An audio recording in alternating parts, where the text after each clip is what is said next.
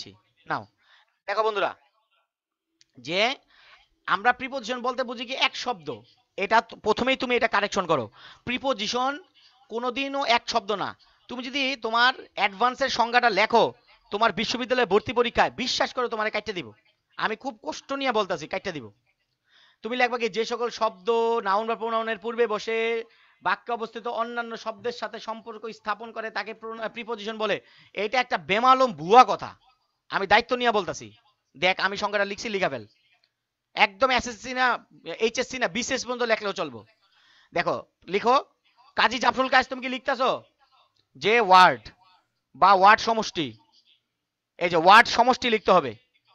Noun বা pronoun অথবা, এনে এর টাকাটা দাও, নাউন বা প্রোনাউন অথবা, এই যে অথবা নাউন ইকুইভ্যালেন্ট, উচ্চারণটা কি?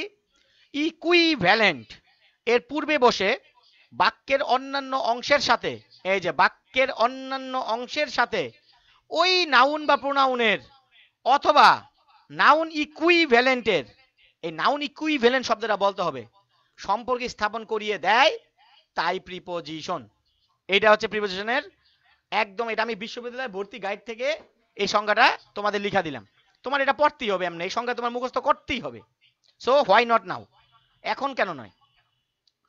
সবাই লিখা ফেলো। আমি দেখলাম একমাত্র লিখলো এখানে, পুরা ক্লাসের মধ্যে একমাত্র লিখছে মধুরিমা লিখছে। তন্ময় জয়েন করছে, তন্ময় মনোযোগ দাও, তন্ময় মনোযোগ দাও। জামি, জামি, জামি ক্যাডারে, ও সরি জেমি, জেমি, আমি জামি পড়তাছি কে? এই জেমি বানান কি? যে ই দিয়ে নাচে যাক, নামে বানানের কোনো ভুল নাই। জেমি, আমি জামি কইতাছি। মজা হয়েছে কিন্তু না?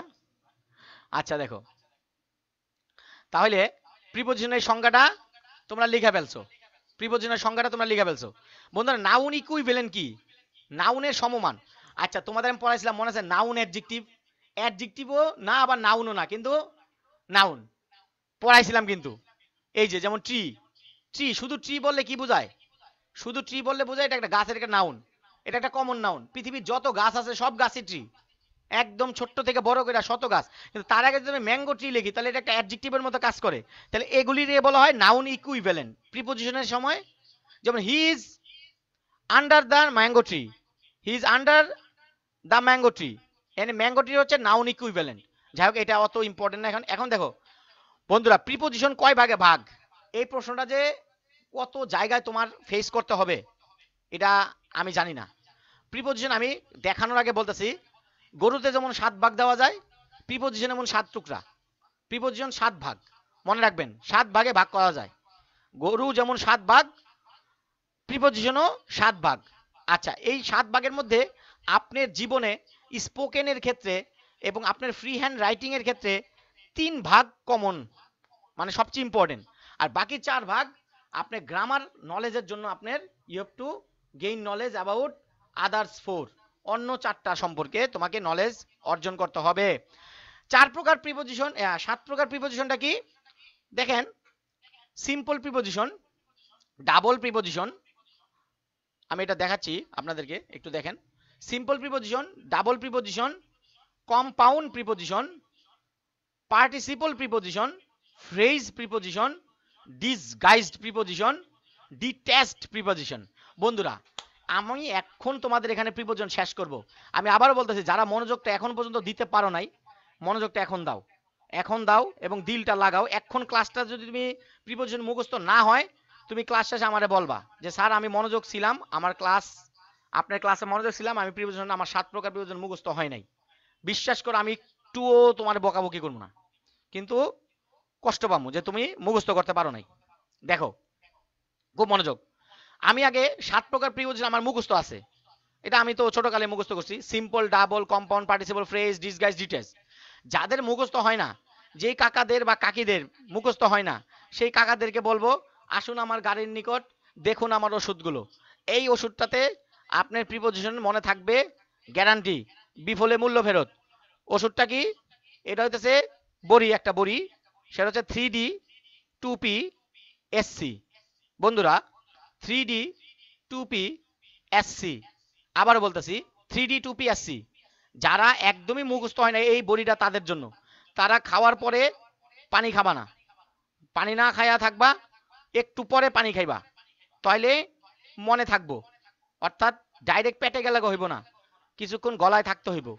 সিম্পল প্রিপোজিশন দেখেন, ডি দিয়া 3টা প্রিপোজিশন আছে, দেখেন তো, আপনি খোঁজেন ডি দিয়ে যায় ডাবল প্রিপোজিশন, লাস্টে 2টা ডিসগাইজ প্রিপোজিশন, ডিট্যাচ প্রিপোজিশন পাইছেন? আচ্ছা, পি দিয়ে দেখেন 2টা প্রিপোজিশন আছে। পি দিয়ে 2টা প্রিপোজিশন কি আপনি দেখতাছেন এখানে? পার্টিসিপল প্রিপোজিশন, আর এটা হচ্ছে ফ্রেজ প্রিপোজিশন। আর এস এবং সি শুরুই হয়েছে এস দিয়া, সিম্পল প্রিপোজিশন। আর সিটা কি বন্ধু আমার? Compound preposition. আপনি 7টা প্রিপোজিশন আপনার কিন্তু পড়া হইয়া গেছে। তো এখানে দেখেন, আমি আবারও আপনাদেরকে বলতেছি, যারা এখন এইচএসসি তে আছেন, আপনারা ফার্স্ট ইয়ার বলবো না সেকেন্ড ইয়ার বলবো এই বিতর্কে আমি যাবো না, হ্যাঁ। তো যাই হোক, আপনারা এইচএসসি স্টুডেন্ট, এটাই আমি বলবো, এটা বললে একটা সেফ জোন। এই 7 প্রকার প্রিপোজিশন আপনার মুখস্থ রাখতে হবে: simple, double, compound, participle, phrase, disguise, detached. এইভাবে মুখস্থ করে ফেলবেন, একদম মুখস্থ। আমার তো মনে হয় এখন মুখস্থ হয়ে গেছে। এরপরে যদি মুখস্থ নাই হয়, আপনি 3D 2P SC এভাবে আপনি মনে রাখতে পারেন, যাদের একদমই মুখস্থ হয় না। হ্যাঁ, অনেকে আছে যে স্যার 7টা পড়লাম মাত্র, এক্ষুনি আবার ভুলে গেলাম। এই ধরনের কিছু রোগ বালাই তো থাকেই। যদি পৃথিবীতে রোগ বালাই আছে, তার ওষুধ আছে। এই যে তাদের ওষুধ হচ্ছে 3D 2P SC। বন্ধুরা আবারও বলতাছি, এখন আসেন আপনি how to find out simple preposition, double preposition, compound preposition, এই 3টা আগে বুঝাই। খুব মনোযোগ দিয়েন বন্ধুরা আমার। প্রিপোজিশন এত ইম্পর্টেন্ট একটা জিনিস, আপনারা এই প্রিপোজিশন আপনারা জানেন, আপনাদের এইচএসসি তে তো আছেই আলাদা করে। সিম্পল প্রিপোজিশন দেখেন, আমি এখানে লেখা দিছি খুব সুন্দরভাবে, আপনাদের দেখা যাচ্ছে, আমি দেখতেছি মোবাইলেও কিন্তু খুব সুন্দর দেখা যাচ্ছে। সিম্পল প্রিপোজিশন কিভাবে হবে? One word with one syllable. অর্থাৎ এমন প্রিপোজিশন, আবারও বলতেছি দেখেন, এমন প্রিপোজিশন যে প্রিপোজিশন একবারে এক আওয়াজে উচ্চারণ করা যায়। যেমন অ্যাট, যেমন দেখেন আমি একটা লেখি অ্যাট, অ্যাট এটা একবারে দিছি। আপ, সিম, in, to, to, in, to, এগুলি কি সিম্পল প্রিপোজিশন, একবার উচ্চারণ করা গেছে। কিন্তু আপনি দেখেন, শব্দ একটা, এক শব্দ কিন্তু একবার উচ্চারণ করা যায় নাই। আপনার আমি এখনই আপনার আমি দেখাই, আপনি দেখেন তো, অ্যাবাভ, এটা কিন্তু এক শব্দ বন্ধুরা। এটা শব্দ কয়টা? এক শব্দ, কিন্তু একবার উচ্চারণ করতে পারে, ওয়ান সিলেবল না, অ্যাবাভ। আপনি এ বললে কিন্তু মানে অ্যাবাভ, অ্যাবাভ। তা এই অ্যাবাভ কিন্তু এক সিলেবল হয় নাই। তাইলে দেখেন, আমি যে আপনার এখন একটা সহজ ট্রিক শিখাই দিলাম, এটার জন্য কিন্তু আমি একটা ছোট কিটক্যাট পাওয়ার যোগ্যতা অর্জন করে ফেলছি। আপনাকে যখন আসবে যে সিম্পল প্রিপোজিশনটা বাইর করেন, আপনি জানেন you have the definition of simple preposition, that simple preposition has only one word with only one syllable। অর্থাৎ এক শব্দ হইলেই যে সিম্পল প্রিপোজিশন, এমন কোনো কথা নাই। আবারও বলতেছি, এক শব্দ হইলেই যে সিম্পল প্রিপোজিশন, এমন কোনো কথা নাই। কথা কোনটা? এক শব্দ হইতে হবে, সাথে কইরা একটা সিলেবল হইতে হবে। আপনারা you all know about syllable.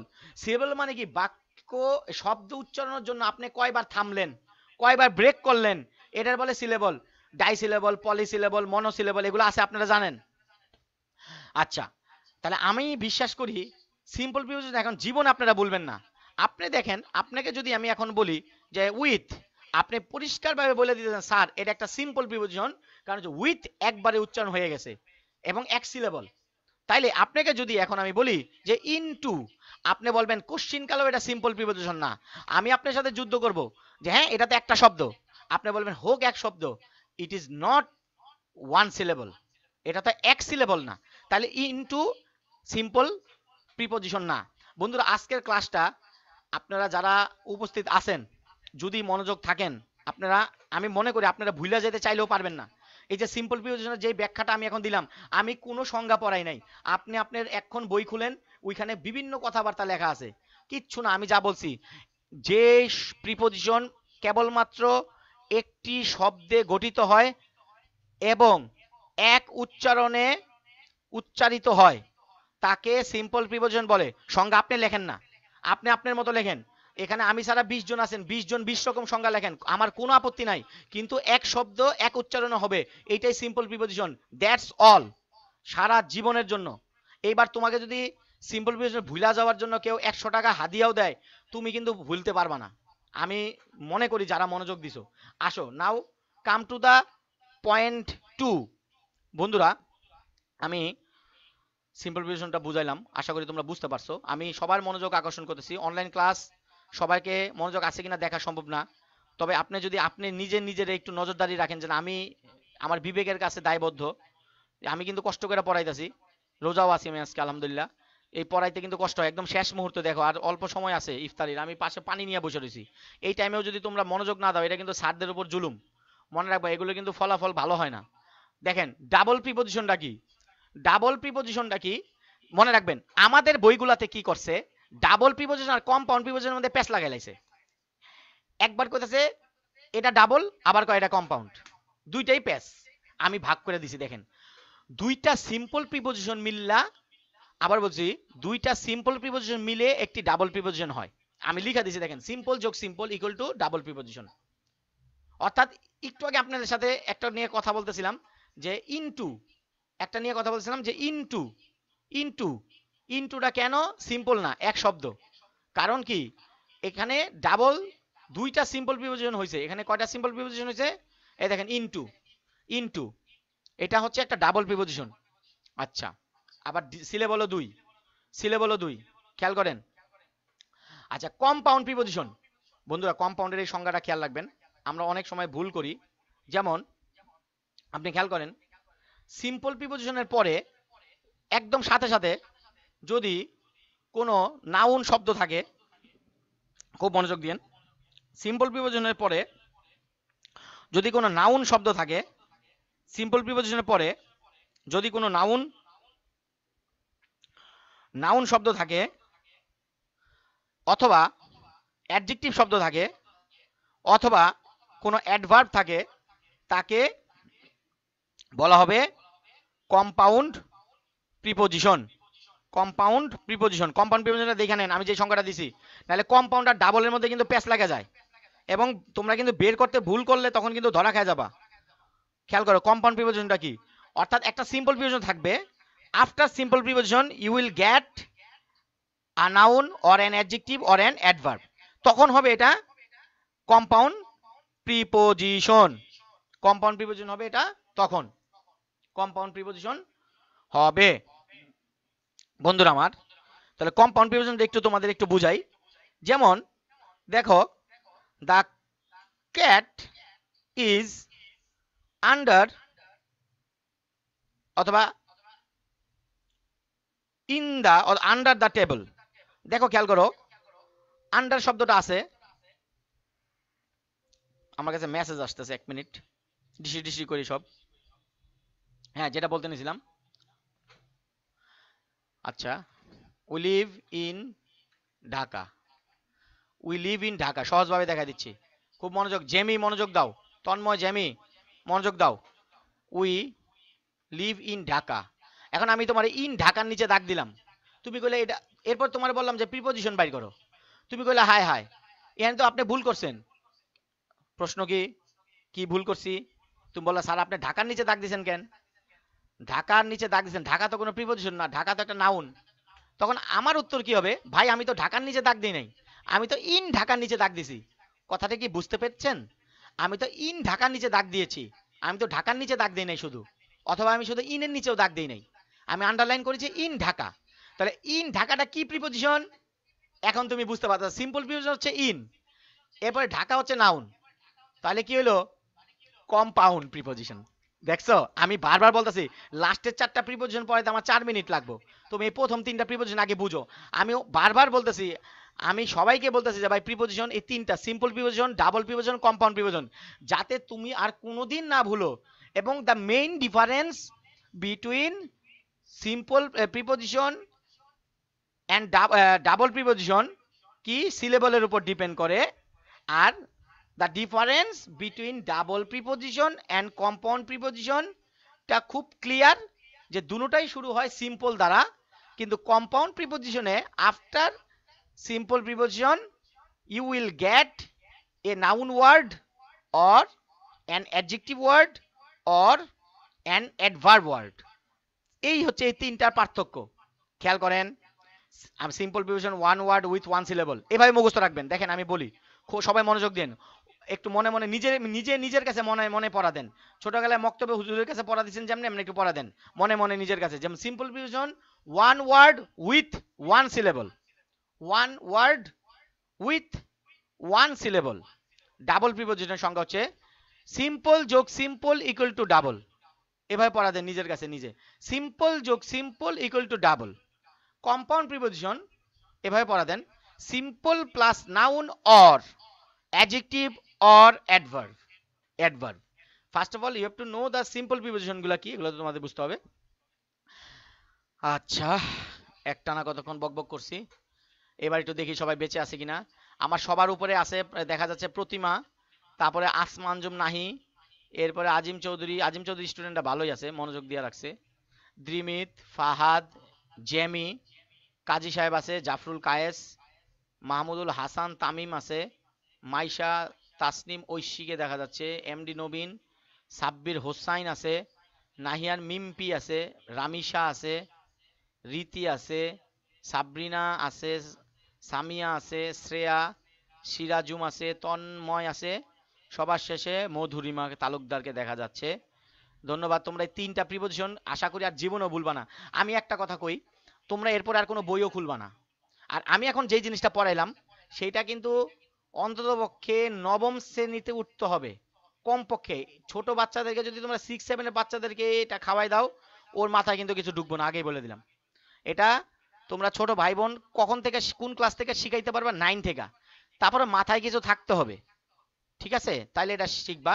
দেখো সিম্পল, ডাবল, কম্পাউন্ড, তিনটা শেষ। এখনই তুমি পড়া দিতে পারবা, তুমি কিন্তু এখনই নিজের কাছে নিজে পড়া দিতেছো। আচ্ছা, এরপরে দেখো পার্টিসিপল প্রিপোজিশনটা কি বন্ধুরা? পার্টিসিপল প্রিপোজিশনটা আসলে কিচ্ছু না। আমি কি বলছি, বাকি চারটারে পড়াইতে আমার 4 মিনিট লাগবে। আমি তাড়াহুড়া করবো না, because I have enough time to complete my class. কিন্তু আবার আজানের বিষয় আছে, আজান মনে হয় 7 মিনিটে দিবে। দেখো পার্টিসিপল প্রিপোজিশন সেটা হচ্ছে বাক্যের শুরুতে যেমন আমরা জেরান্ড বলি না, ভার্বের সাথে আইএনজি, এরকম কিছু শব্দ। যেমন দেখেন, আমি তো রিগার্ডিং বিবেচনা করে, কনসার্নিং, এরকম হয় না, ওয়েটিং ফর ইউ, মানে এই যে বাক্যের শুরুতে যদি এরকম থাকে, নিচে দাগ দেয় এবং বলে যে প্রিপোজিশন বাইর করো, তখন এটা হবে পার্টিসিপল প্রিপোজিশন। তখন এটা হবে কি বন্ধু? Participle preposition. আবারও বলতাছি, অন্যান্য পার্টস অফ স্পিচে যদি তোমার বলে নাউন, কিন্তু যদি প্রিপোজিশনের ক্ষেত্রে বলে তখন হবে পার্টিসিপল প্রিপোজিশন। আসলে মূল একটা গোপন কথা বলে দেই, পার্টিসিপল প্রিপোজিশন, জেরান্ড, এরা এক জাত, এরা একই জাত, এবং এদের জন্ম নাউনের থেকে, এদের বংশটা হচ্ছে নাউন। এরপরে জাত বের হয়েছে, বিভিন্ন রকম জাত বের হয়েছে। আচ্ছা, ফ্রেজ প্রিপোজিশনটা কি বলি বন্ধুরা? দেখো, যেই প্রিপোজিশনের মধ্যে ফ্রেজ, সরি, যেই ফ্রেজের মধ্যে প্রিপোজিশন আছে তারে ফ্রেজ প্রিপোজিশন বলে। আবারও বলতেছি, যেই প্রিপোজিশনের মধ্যে ফ্রেজ আছে তাকে ফ্রেজ প্রিপোজিশন বলে। আর যেই প্রিপোজিশনের মধ্যে, ধরো যেই ফ্রেজের মধ্যে প্রিপোজিশন নাই ওটা শুধু ফ্রেজ। যেমন আমি বলি, দেখো, cats and dogs, it is raining, it is raining cats and dogs, মুষলধারে বৃষ্টি হচ্ছে। তোমার আমি নিচে দাগ দিলাম, এই যে cats and dogs, cats and dogs কি কোনো, এটা কোনো ফ্রেজ প্রিপোজিশন না, কিন্তু এটা ফ্রেজ। কারণ কি দেখো, এখানে ক্যাটস এন্ড ডগস এর কোনো প্রিপোজিশন নাই। অথবা পরের লাইন আমি লিখতেছি, we should abide by the rules of government. দেখো এখানে আমি অ্যাবাইড বাই নিচে দাগ দিচ্ছি, অ্যাবাইড বাই নিচে দাগ দিচ্ছি, এটা অবশ্যই একটা ফ্রেজ। অ্যাবাইড বাই মানে মেনে চলা। দেখো এই ফ্রেজের মধ্যে একটা প্রিপোজিশন আছে বাই, তাইলে এটাকে ফ্রেজ প্রিপোজিশন বলে। অর্থাৎ যেই ফ্রেজের মধ্যে প্রিপোজিশনের উপস্থিতি থাকে সেই ফ্রেজটাকে ফ্রেজ প্রিপোজিশন বলে। ধন্যবাদ। Disguise preposition, disguise শব্দের অর্থ কিন্তু ছদ্মবেশ নেওয়া। পৃথিবীতে দুইটা মাত্র ডিস গাইস প্রিপোজিশন আছে, একটা হচ্ছে ও আর এটা হচ্ছে এ। দেখো ও বসে কার পরিবর্তে? ও বসে অফের পরিবর্তে, ও বসতেছে অফের পরিবর্তে, ও বসে, এটা এটা কিন্তু পরীক্ষা আসে। ডিস গাইস প্রিপোজিশন দুইটা, আর এ বসে অন এর পরিবর্তে। কিভাবে দেখাই? ডিসগাইজ প্রিপোজিশন দেখো, আওয়ার কোচিং স্টার্টস অ্যাট, আমাদের কোচিং দুপুরবেলা শুরু হয় 3টা বাজে। 3 ও, দেখো 3 ও ক্লক, অর্থাৎ ঘড়ির 3টা, ঘড়ির 3 অফ ক্লক। এটারে এখানে 3 ও ক্লককে যদি তোমাকে, এটা বেসিকটা শুনো, তোমাকে যদি বলে এটাকে ভেঙে পড়েন পুরাপুরি পড়ে, তখন তুমি বলবা অফ ক্লক। এগুলো কিন্তু বিভিন্ন ভাইবাতে আসে। এটা কি বলবেন? Of clock, of, of clock. তাহলে আবার coaching start at 3 of clock, 3 of clock মানে ঘড়ির 3টা বাজের সময়। হ্যাঁ, আর ও ক্লকটা বলা হয় যারা 24 ঘন্টা, মানে আমরা তো 12 করি, এই জন্য আমাদের এএম আর পিএম আছে। হ্যাঁ, আর যারা 24 করে ওদের ক্ষেত্রে ও ক্লকটা হয়, বেসিকটা শূন্য। বুঝতে পেরেছো? তা এই জন্য আর যখন ও ক্লক বলবে তখন বুঝবা এটা 3টা বুঝাইছে, 3টা বুঝাইছে। তোমার এএম আর পিএম এর যুদ্ধ এখানে করার নাই, এখানে এএম আর পিএম নাই। ও ক্লক বললে, এ আর পিএম বলে আলাদা বলে দিবে, অর্থাৎ ওটা 12 ঘন্টার ঘড়ি, আরেকটা আছে 24 ঘন্টার ঘড়ি, ও ক্লক। আর অনটা কিভাবে হয় বন্ধু আমার? যেমন হি, দেখো সে গিয়েছিল, he went on a, he went on a hunt, অথবা হান্টিং, হি ওয়েন্ট অন এ হান্টিং। তাহলে এই অনটা হয় না, তখন he went a hunting, he went a hunting, he went a হান্টিং।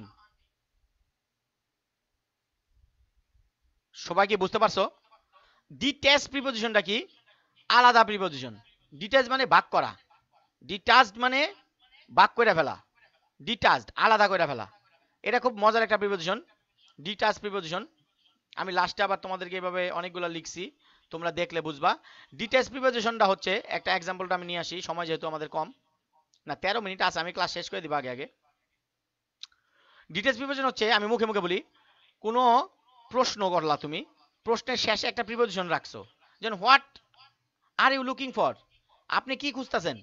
এই যে what are you looking for, what are you looking for, আপনি কি খুঁজতেছেন। ডিটেচ প্রিপোজিশন সবসময় ইন্টারোগেটিভ সেন্টেন্সে থাকে, এবং এমন কোন ইন্টারোগেটিভ সেন্টেন্স যেই বাক্যের শেষে প্রিপোজিশন থাকে। যেমন আমি তোমার বললাম where do you live in, এই যে প্রশ্নটা এভাবে করলাম যে দ্রিমিত where do you live in, where do you live in. এখন তোমার আমি ইনের নিচে দাগ দিয়ে দিলাম, তোমারে বললাম এটা কি প্রিপোজিশন, তুমি কই স্যার এটা তো সিম্পল প্রিপোজিশন। কেমনে? অনেক ভালো যুক্তি দিছো, যুদ্ধ মুদ্ধ করে লাইছো। আসলে এটা তো একটা, আমি কি বলছি, প্রশ্নের মধ্যে যদি থাকে, তাহলে লাস্টে যদি কোনো প্রিপোজিশন থাকে, সেটা যে প্রিপোজিশন হোক, সিম্পল হোক, ডাবল হোক, কম্পাউন্ড হোক, এটাকে বলা হয় ডিটাচড প্রিপোজিশন। ডিটাচড প্রিপোজিশন আলাদা, ডিটাচ মানে কি? আলাদা। তাহলে বন্ধুরা মনোযোগ কি ছিল সবাই? জাফরুল কায়েস মনোযোগ আসিলা? ফাহাদ, তন্ময়, এই ছেলেগুলো কি মনোযোগ ছিল? বিষয় জানা। জি স্যার, ছিল স্যার। গুড। দেখলাম একদম জাফরুল কায়েস নিজে মাইক ওপেন করে বলছে, ধন্যবাদ, ভালো।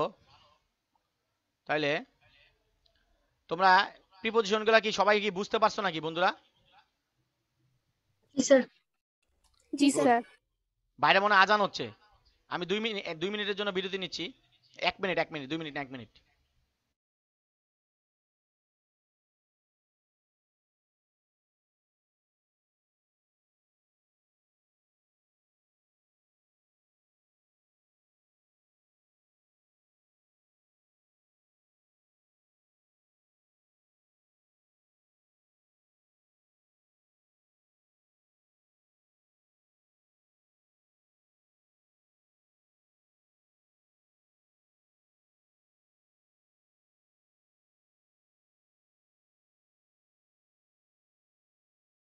তাইলে বন্ধুরা আমরা 7টা প্রিপোজিশন সম্পর্কে জানলাম। আশা করি তোমরা উপকৃত হয়েছো ক্লাসটার দ্বারা। আমাদের আরো 10 মিনিট আছে, একটা কুইজ আছে নিচে, এই কুইজটা তোমাদের গ্রুপে দিয়ে দিব। এই যে কুইজের প্রথম উত্তরটা কি হতে পারে? We may play football. It depends dash the weather on off from. কি হবে? On. On. On. Good. 1 number পাইছো। দেখি 2 নাম্বার পাও কিনা। এটা পারবা না। We want to see a big Productivity. কি হবে? Sir, off. Off. Off productivity. দেখছো তোমরা যে স্টুডেন্ট ভালো মানে ধাক্কা দিয়ে বইলে ফেলছো হয়ে গেছে কিন্তু। জয় Bangla. Excuse me sir, you haven't Paid for. Paid for. paid for your drink. এটা একটু খেয়াল রাখবা, এটা খুবই ইম্পর্টেন্ট আমাদের স্পোকেনের জন্য। ইউ হ্যাভন্ট ড্রিঙ্ক মানে কি বলছে, পেইড ফর ইউ ড্রিঙ্ক মানে আপনি যে খাইছেন কোকা কোলা যে খাইছেন বিল দিবেন না, আচ্ছা এটা হবে paid for. Perfect. His wife is suffering, আমি From. ফ্রম সাফারিং এর পরে কি হয় ফ্রম, তোমাদের কিন্তু এই ক্লাস 9 10 এ পড়াইছি, অনেকবার পড়াইছি। এই ভাগলো কে, একজন ভাইগা গেছে, এই ভদ্রলোক না ভদ্র মহিলা ভাগি গেছে, আর যাই হোক। আচ্ছা, I hate the thought Going back to work. Off, Of. Perfect, Sir, off. Off, thank you. I hate the thought of going back to work. Going back to work মানে কি, মানে কাজ ফালাই রেখে যাওয়া আমি অপছন্দ করি। পারফেক্ট। আই এম সরি, সরির পরে কি হয়? For. ফর, আর For. Perfect. I am sorry for breaking your window, তুমি জানালার কাজ ভেঙে ফেলছো and তুমি বলতেছো I am sorry for breaking your window.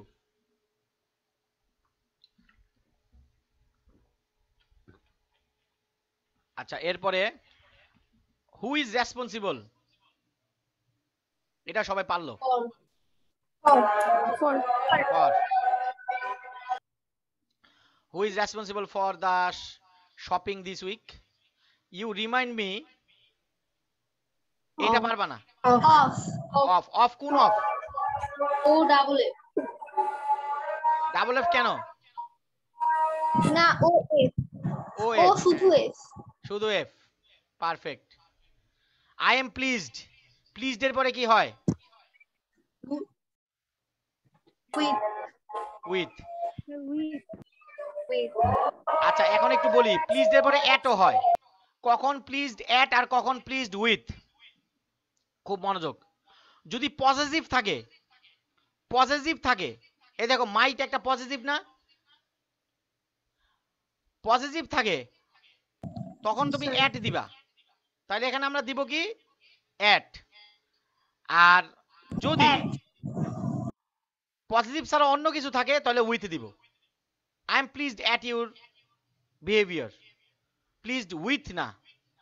আর মনে রাখবা যদি ফার্স্ট পারসন থাকে তাহলে এট বসে, আর যদি আই এর জায়গায় থাকতো হি, যদি হি থাকতো তাহলে হি যদি থাকতো বা সি থাকতো বা অন্য কোনো নাম থাকতো তাহলে উইথ দিতা। এটা একটু মনে রাখবা বিষয়টা। 10 নাম্বার। আমরা এখন ক্লাস শেষ করে দেব, আজান হয়ে গেছে। তোমাদের একটু 10 মিনিট বিরতি দিয়েছি, তোমরা নামাজ পড়ার বিরতি পায়ে গেলা। The noise from upstairs prevented me, মানে উপরের তালার আওয়াজ, prevented me From sleeping. From, প্রিভেন্টের পরে From ফ্রম sleeping. হয়। আমি কিন্তু তোমাদের এসএসসির সময় এগুলো শিখাইছি এবং ডিস্ট্রিক্ট করে শিখাইছি। ফ্রম হবে, এটা ফ্রম হবে। তাহলে ফ্রম দিলে টু টু দেওয়া যাবে না, তাহলে ফ্রম স্লিপিং হবে, উত্তরটা হবে ফ্রম স্লিপিং। আচ্ছা, আমি আর যাচ্ছি না, আরো আছে, আমি তোমাদের গ্রুপে দিয়ে দিব। তাহলে আমার ক্লাস এখানেই শেষ। সবাইকে অনেক ধন্যবাদ ক্লাসে জয়েন করার জন্য। পরবর্তী ক্লাসগুলো ঠিক মতো সময় মতো করো। আসসালামু আলাইকুম। Sir, assalamu alaikum. Sir, assalamu alaikum. আসসালামু আলাইকুম স্যার।